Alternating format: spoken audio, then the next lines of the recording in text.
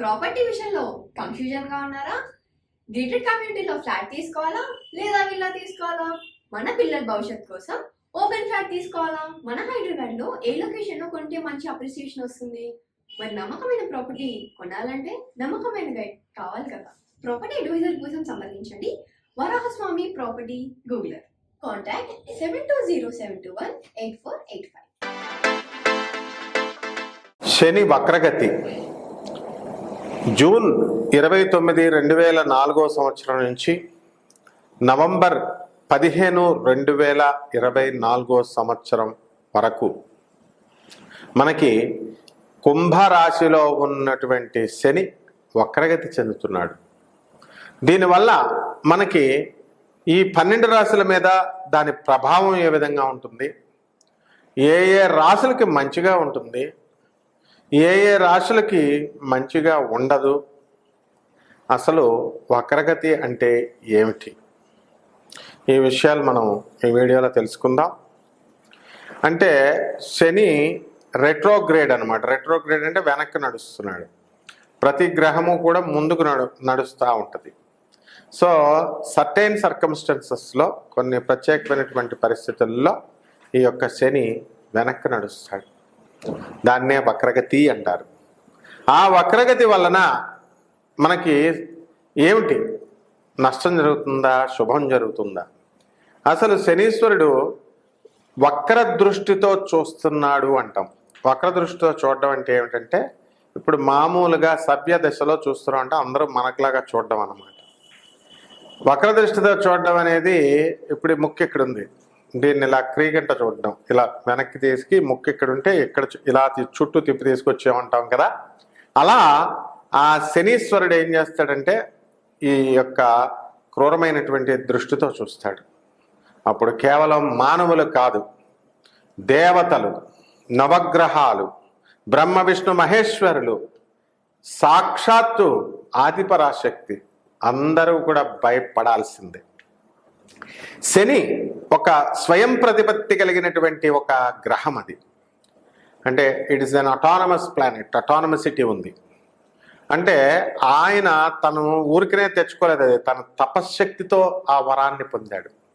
And ఆ solar సిస్టంలో, ఆ సౌర కుటుంబంలో శనిది ప్రత్యేక స్థానం ఉండాలా, రవి కంటే చాలా గొప్పగా ఉండాలా అని చెప్పి వరం పొందాడు. అందువల్లనే సూర్యనారాయణమూర్తికి, రవికి పూజలు ఉంటాయి. మనం అందరం పూజలు చేస్తాం, అన్ని గ్రహాలకి పూజలు చేస్తాం. కానీ శనికి మాత్రము చక్కటి కీర్తి ప్రతిష్టలు, ప్రత్యేక పూజలు ఉన్నాయన్నమాట. అంటే తైలాభిషేకం, ఇవన్నీ కూడా. అందువల్ల ఎప్పుడైతే ఈ యొక్క సూర్యనారాయణమూర్తిని, శనిని అవమానించాలని చెప్పి అక్కడ నవమండాలలో ఒక స్థానం, సీట్ ఇవ్వాలి, ఆయనకి ఆసనం ఇవ్వాలి. అప్పుడు శనీశ్వరుడు ఏంటంటే సహజంగా ఆయన తన తల్లిని సరిగ్గా చూడలేదు అనేటటువంటి దృష్టితో తన తండ్రి అయినటువంటి సూర్యనారాయణమూర్తి మీద కోపం ఉండేది. దాంట్లో శనీశ్వరుడు తప్పేం లేదు, మాతృభక్తి ఎక్కువ. అందువలన ఎవరికైతే శనికి సభ్యదశలో ఉంటాడో వాళ్ళకి తల్లి పట్ల ఆరాధనా భావన ఎక్కువ ఉంటుందన్నమాట. అప్పుడు బంగారం కుర్చీలో కూర్చోబోతుంటే ఇది బృహస్పతిది అంటాడు, వెండి కుర్చీలో కూర్చోబోతుంటే ఇది చంద్రుడిది అని, ఇలా ప్రతిదీ రాగి కుర్చీలో కూర్చోబోతుంటే ఇది కుజుడిది అని చెప్పి సూర్యనారాయణమూర్తి రవి అవమానిస్తాడు శనిని. అప్పుడు లోహం కుర్చీ ఆఖరిగా మిగిలితే ఆ లోహం కుర్చీలో కూర్చోబెడతాడు, ఇనప కుర్చీలో.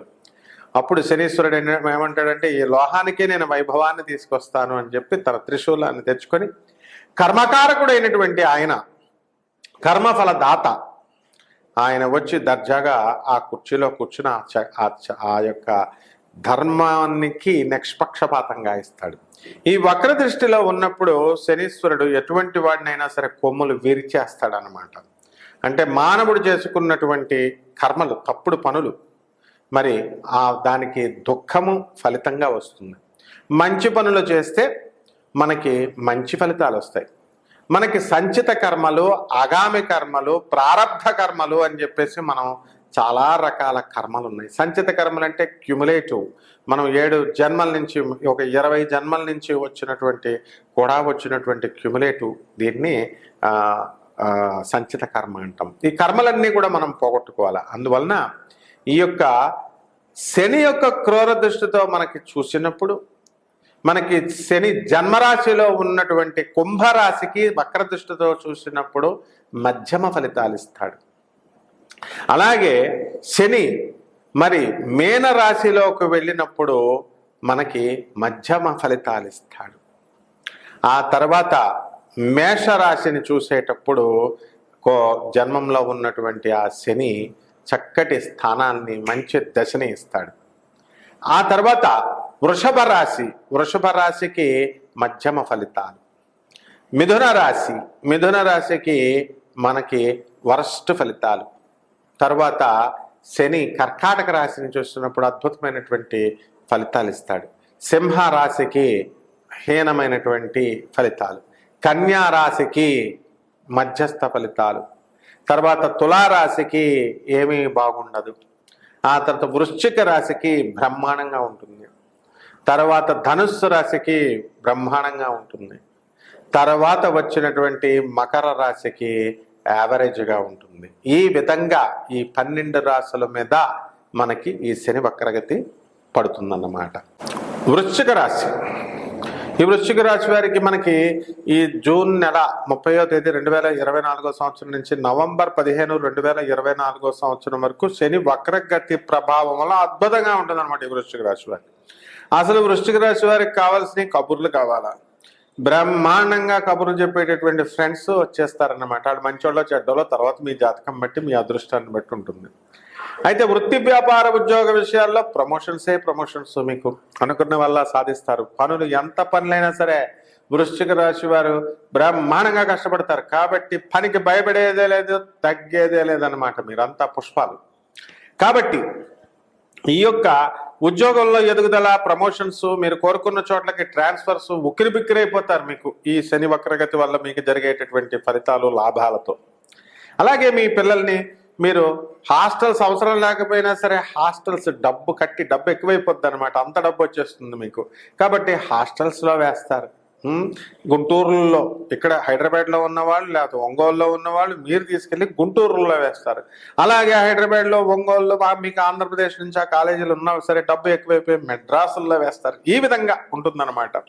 కాబట్టి ఈ యొక్క వృశ్చిక రాశి వారికి చక్కగా మనశ్శాంతి అనేటటువంటిది ఉంటుంది. మరి ఎంత కష్టపడతారంటే రైతులు వీళ్ళు బ్రహ్మాండమైనటువంటి ఫలితాలు ఇస్తారు. ఈ రైతుల భార్యలు కూడా దగ్గర ఉండి వ్యవసాయం పనులన్నీ చేసి శభాష్ అని చెప్పి సక్సెస్ఫుల్గా మీరు పంటలన్నింటినీ కూడా పండిస్తారు. కమర్షియల్ క్రాప్స్ వేస్తారు. అధికమైనటువంటి ఆదాయాన్ని తీస్తారు. చేపల రొయ్యల చెరువులు అత్యద్భుతమైనటువంటి లాభాలు మీకు తీసుకొస్తాయి. ఇనప వ్యాపారం మరి మీకు బాగుండదు. కాబట్టి ఈ యొక్క వాహనాల జోలికి వెళ్ళకండి, కొనకండి. అలాగే వాహనాల మీద ప్రయాణం చేసేటప్పుడు సరదాగా ఉంది కదా అని బళ్ళెక్కేసి వెళ్తే అవతలవాడికి కనుక కొంచెం దోషాలు ఉన్నట్లయితే తీసుకెళ్లి ఆడి యాక్సిడెంట్ చేసేస్తాడు. వాడి దోషాల వల్ల మీరు బలైపోయడానికి అవకాశాలు ఉన్నాయి. కాబట్టి ప్రయాణాలు అవసరమైతేనే బయటకు వెళ్ళండి. అలాగే పంచమ రాహువు యొక్క గ్రహ ప్రభావం వలన ఏమవుతుందంటే కుటుంబంలో మీకు అశాంతి అనేటటువంటిది వస్తుంది. మొండివాళ్ళు అయిపోతారు. ఎవరు చెప్పేది వినే సమస్యే లేదు. కొంతమందిని మనం కనుక చూసుకున్నట్లయితే మనకి అవతల వాళ్ళు వాళ్ళ తల్లి చెప్పినా వినరు, తండ్రి చెప్పినా వినరు, పెద్దవాళ్ళు ఎవరు చెప్పినా వినరు. వాళ్ళ పట్టిందే మూడే కాందేళ్ళు లాంటి వాళ్ళు మీకు తగులుతారనమాట. అటువంటి వాళ్ళ వల్ల మీ జీవితం నాశనం అయిపోతుంది, మీ టైం వేస్ట్ అయిపోతుంది. కాబట్టి వృశ్చిక రాశి వారికి ఆర్థిక పరంగా మరి ఆరోగ్యపరంగా ఏ విధమైనటువంటి సమస్యలు ఉండవు. కానీ సోదెగాళ్ళు మీకు ఫ్రెండ్స్ అవుతారు. అసలే మీరే సోదెక్కి వేస్తారంటే మిమ్మల్ని మించిపోయినటువంటి సోదుతో మీరే భయపడే విధంగా అంత కబుర్లు చెప్తారు. వాళ్ళు మీకు కనబడరు కానీ కబుర్లు చెప్తూ ఉంటారు. ఈ విధంగా ఉంటుంది. కాబట్టి ఈ వృశ్చిక రాశి విద్యార్థులు కూడా బ్రహ్మాండంగా చదువుతారు. రెమెడీస్, ఈ శని వక్రగతి 2024 సంవత్సరంలో జూన్ 30వ తేదీ నుంచి నవంబర్ 15 వరకు వచ్చింది. కాబట్టి మనము ఈ 12 రాసులకి కలిపి ఏమిటి మనం చేయాల్సినటువంటి రెమెడీ ఏంటంటే, ఈ యొక్క శని జన్మంలో, తర్వాత ఏలినాటి శని జరుగుతున్నప్పుడు, అలాగే అర్ధాష్టమ శని, అష్టమ శని కంటే తీవ్రమైనటువంటి శాంతి చేసుకోవాల్సినటువంటి అవసరం ఈ శని వక్రస్థితిలో ఉన్నప్పుడు ఉంటుంది.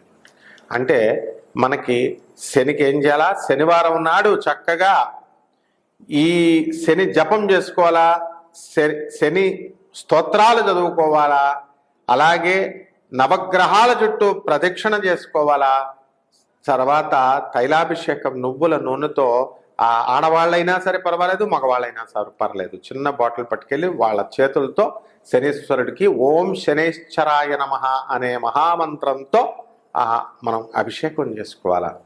తర్వాత రెండవది, శనివారం నాడు శ్రీ వెంకటేశ్వర స్వామి వారికి కానీ ఆంజనేయ స్వామి వారికి కానీ మనము మన ఇంట్లోనే మనం పూజ చేసుకోవాలా.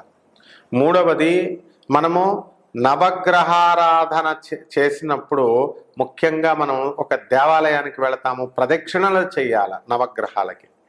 అలాగే ప్రదక్షిణలు చేసిన తర్వాత శనికి దానం ఇవ్వాలి. ఎలా? శనివారం నాడు కరెక్ట్గా ఉదయం 8 గంటలకి మనం ఏం చేయాలా, శనీశ్వరుడి ఇంట్లో కానీ లేకపోతే బయట ఏ దేవాలయంలో కానీ నల్లగా ఉన్నటువంటి బ్రాహ్మణుని, ఎలాగో మనం దానం ఇచ్చేటప్పుడు నల్లగా ఉన్న బ్రాహ్మణే దొరుకుతాడు అనమాట, అది శని యొక్క ఏర్పాటు. సో బ్రాహ్మణుడికి, పేద బ్రాహ్మణుడికి నల్లని వస్త్రాన్ని, ఆ తర్వాత కిలోంపావు నల్ల నువ్వుల్ని, ఈ రెండిటిని తీసుకొని ఉదయం కరెక్ట్గా 8 గంటలకు శనీశ్వర స్వామి పేరు చెప్పి ఓం శనైశ్చరాయ నమః అంటూ ఏ ఏ గ్రహాః అరిష్టస్థానగతాః తేషాం గ్రహాణాం శుభ ఏకాదశ స్థలాఫలా వ్యాప్త్యర్థం తిలదానం కరిష్యే అని చెప్పేసి బ్రాహ్మణుడికి అధిక పారితోషకాన్ని ఇచ్చి మనము శనీశ్వరుడికి దానం చేయాలి. ఈ విధంగా మనము శనికి దానం చేసిన తర్వాత జమ్మి చెట్టు ఉంటుంది, ఆ జమ్మి చెట్టు చుట్టూ ప్రదక్షిణలు చేసుకోవాలా. ప్రదక్షిణలు చేసి చక్కగా ఆ చెట్టుకి నీళ్లు పోయాలా, సేవ చేయాలా. సేవ చేయాలంటే దూరంగా అగరబత్తి వెలిగించి, దూరంగా దీపం వెలిగించి, ఆ జమ్మి చెట్టుని నమస్కారం చేసుకుంటూ ప్రదక్షిణలు చేసుకుంటూ 11 లేదా 21 ప్రదక్షిణలు చేసుకుంటూ మనం చేసినటువంటి పాపాలన్నీ కూడా క్షమించాలి, పోవాలి అని చెప్పి ఈ జమ్మి చెట్టుకి చక్కగా మనం అర్చన చేసుకుంటే ఈ యొక్క శని వక్ర దృష్టి మీద ఉన్నటువంటి ఈ యొక్క ఫలితాలన్నీ కూడా, వక్ర దృష్టితో వచ్చినటువంటి దుశ్శకునాలు కానీ, దుష్ట ప్రభావాలు కానీ, దుష్ట ఫలితాలు కానీ అవన్నీ కూడా శమించిపోతాయి. అందువలన మనము ఈ యొక్క శనికి నల్లని వస్త్రాన్ని మనము ఆ మగవాళ్ళకు కూడా కాకుండా ఆడవాళ్ళకు కూడా నల్ల చీరను దానం చేయొచ్చు. అలాగే దశమహావిద్యలలో ఒకటైనటువంటి మహాకాళి అమ్మవారు చక్కగా ఆ నల్లని వస్త్రాన్ని అక్కడ పెట్టి, పీఠం పైన పెట్టి అమ్మవారికి వేసి ఓం మహాకాళ్యై నమః క్రీం క్రీం క్రీం దక్షిణే కాళికే క్రీం క్రీం క్రీం హూం హూం హ్రీం హ్రీం దక్షిణే కాళికే హ్రీం హ్రీం హూం ఫట స్వాహ అని ఇలా రకరకాల మంత్రాలు ఉంటాయి. మీరు అవన్నీ ఏం చేయాల్సినటువంటి అవసరం లేదు. ఓం క్రీం మహాకాళ్యై నమః అనే మహామంత్రంతో మీరు కనుక చేసుకున్నా, లేదా సింపుల్గా ఓం మహాకాళ్యై నమః అనే మహామంత్రంతో మీరు చేసుకున్నా ఆ అమ్మవారికి చక్కగా జపం 108 జపం, ఒక మాల, అలా మీరు ఎంత చేయగలిగితే అంత మాలని శనివారం నాడు మీరు కనుక చేసుకున్నట్లయితే ఈ యొక్క శని యొక్క క్రూర దృష్టి నుంచి, శని యొక్క వక్ర దృష్టి నుంచి మీరు తప్పించుకోగలుగుతారు. ఆ తప్పించుకోవడం వల్ల మీకేమవుతుందండి అంటే వాహనాలు కొత్తగా కొనుక్కుంటారు, ఆ తర్వాత ఇల్లు లేనటువంటి వాళ్ళు ఇల్లు కొంటారు, స్థలాలు లేనటువంటి వాళ్ళు స్థలాలు కొంటారు. అదే శని వక్రదృష్టితో ఉన్నప్పుడు మనకేమవుతుందంటే వాహనాలు కొంటాం, కానీ మన పిల్లలు పట్టుకెళ్ళి లైసెన్స్ లేకుండా తీసుకెళ్ళినప్పుడు అది పోలీసు వాళ్ళు పట్టుకుంటారు. వయసులో మైనర్ తోలుతున్నాడు కాబట్టి ఆర్సీ బుక్ ఏమి ఉండవు, లైసెన్స్ గీసెన్స్, కాబట్టి కేసులు రాస్తాడు. పిల్లవాడు చేసిన తప్పుకు మీరు తల్లిదండ్రులు మీ పైన కేసులు రాస్తారు. ఇలా అనవసరమైనటువంటి విషయాల్లో ఇరుక్కుంటారు. అలాగే నీలాప నిందలు, మీరు ఏమీ లేనిదే ఎవరినో ఏదో అన్నట్టు, ఆ విధంగా నీలాప నిందలు ఇవన్నీ కూడా రావడానికి అవకాశాలు ఉన్నాయి. కాబట్టి ఈ శనికి తైలాభిషేకాన్ని కనుక మీరు జరిపించుకున్నట్లయితే మీ ఇంట్లోనే చేసుకోవచ్చు. నవగ్రహ దేవాలయానికి వెళ్ళి మీ చేతులతోనే చేయొచ్చు. అంతేగాని శనీశ్వరుడు గుళ్ళ లోపలికి వెళ్ళి మనం చేయాల్సినటువంటి ఆడవాళ్ళు రావక్కర్లేదని పంతులు గారులు వాళ్ళు చెప్తూ ఉంటారు. కానీ బయట ఉపదేవాలయాలు, నవగ్రహ దేవాలయాలు ఉంటాయి కాబట్టి అక్కడ మీరు చక్కగా వేసుకుని ఓం శనైశ్చరాయ నమః అనేటటువంటి మంత్రంతో మీరు చేసుకోండి. చక్కగా ఈ జూన్ 29 నుంచి అంటే జూన్ 30 నుంచి నవంబర్ 15 వరకు జరిగేటటువంటి ఈ వక్ర దృష్టి ప్రభావం వలన వచ్చేటటువంటి సమస్త దోషాలు మీకు పోయి సుఖవంతమైనటువంటి జీవితం ఈ 4.5 నెలలు మీకు వస్తుంది. శుభమస్తు.